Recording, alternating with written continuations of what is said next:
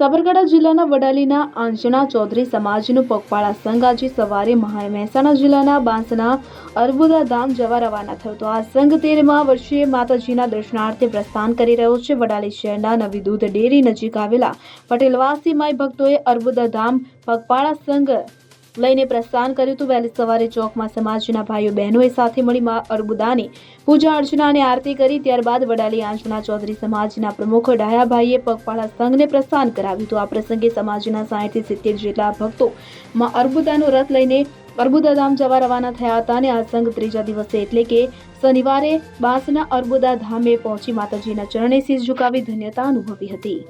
Bureau report CN24 news. હવે જુઓ દેશ દુનિયાની તમામ ખબરો તમારી આંગળીના ટેરવે। ઉઠાવો મોબાઈલ અને Google Play Store પરથી ડાઉનલોડ કરો અમારી CN24 ન્યૂઝ મોબાઈલ એપ।